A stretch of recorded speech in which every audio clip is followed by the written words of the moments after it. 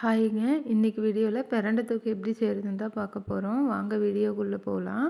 பிரண்டை தொக்கு செய்ய தேவையான பொருட்கள்: பிரண்டை 100 கிராம், பூண்டு 100 கிராம், இஞ்சி 100 கிராம், நெல்லிக்காய் சைஸுக்கு புளி, மிளகாத்தூள் 50 கிராம், பெருங்காயத்தூள் 1 டேபிள் ஸ்பூன், கடுகு வெந்தய பொடி 2 டேபிள் ஸ்பூன், கல்லுப்பு தேவையான அளவு, நல்லெண்ணெய் 1/2 லிட்டர்.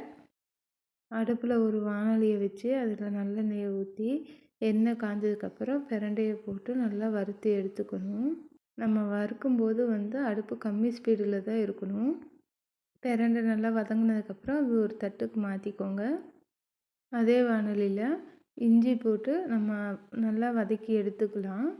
அடுப்பு சிம்மில் வச்சு தான் வதக்கணும். அப்போ தான் நம்மளுக்கு நல்லா வெந்து வரும். இஞ்சி வதங்கினதுக்கப்புறம் அதை ஒரு தட்டுக்கு மாற்றிக்கோங்க. அதே வாணலியில் கொஞ்சம் எண்ணெய் சேர்த்து எண்ணெய் சூடானதுக்கப்புறம் பூண்டை போட்டு பூண்டையும் நல்லா வதக்கி எடுத்துகிட்டு அதை ஒரு தட்டுக்கு மாற்றிக்கோங்க.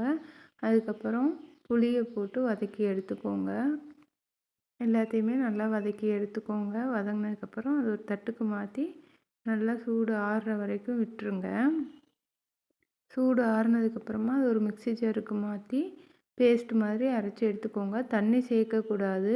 தண்ணி சேர்த்து அரைச்சோன்னா தொக்கு சீக்கிரமாகவே கெட்டு போயிடும். தண்ணிக்கு பதிலாக நம்ம எண்ணெயை ஊற்றி அரைச்சிக்கலாம்.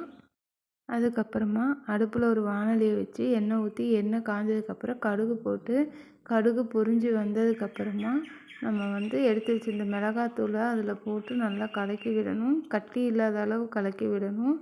அடுப்பை சிம்மில் வச்சுக்கோங்க, இல்லாட்டி உங்களுக்கு பொங்கி மேலே வந்துடும். மிளகாத்தூள் நல்லா கட்டி இல்லாமல் கலந்து விடணும். கையெடுக்காமல் கலந்து விட்டுட்டே இருக்கணும்.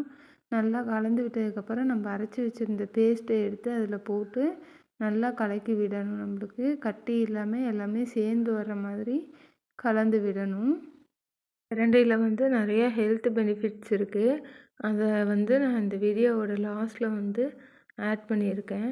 மறக்காமல் வீடியோ கடைசி வரைக்கும் பாருங்கள். எங்கள் ஊர்லெலாம் பிரண்டையே கிடைக்காதுங்க. அப்படியே கிடைச்சாலும் அதை செய்யறதுக்கு எங்களுக்கு டைம் இருக்காதுங்க.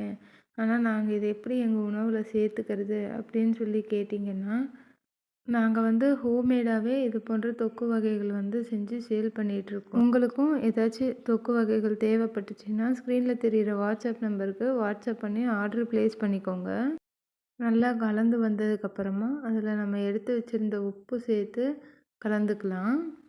ஒரு பொருளாக தான் சேர்க்கணும். அதை சேர்த்து நல்லா கலந்து விட்டதுக்கப்புறமா தான் இன்னொரு பொருளை சேர்க்கணும். அப்போ தான் நம்மளுக்கு நல்லா கலந்து வரும். ஒரே மாதிரியே கலந்து வரும். உப்பு நல்லா கலந்ததுக்கப்புறமா எடுத்து வச்சிருந்த கடுகு வெந்தய பொடியை சேர்த்து நல்லா கலந்து விடணும். ஒரே மாதிரியே கலந்ததுக்கப்புறமா எடுத்து வச்சிருந்த பெருங்காயத்தூளை சேர்த்து கலந்து விடணும். எண்ணெய் நம்ம ஃபஸ்ட்டே வேணுங்கிற அளவு சேர்த்திக்கலாம். எல்லாத்தையுமே கலந்துட்டு ஒரு கொதி வந்ததுக்கப்புறம் அடுப்பை ஆஃப் ஆக்கிக்கலாம். ரொம்ப நேரம் நம்ம வச்சு கிண்டி விடணுங்கிறது இல்லை. ஏன்னா நம்ம ஆல்ரெடி எல்லா பொருளையுமே வதக்கிட்டோம். அதனால் உங்களுக்கு பச்சை வாசம் எதுவுமே வராது. ஓகே ஃப்ரெண்ட்ஸ், மேலும் ஒரு சூப்பரான வீடியோவில் உங்களை மீட் பண்ணுறேன். Bye friends, thank you.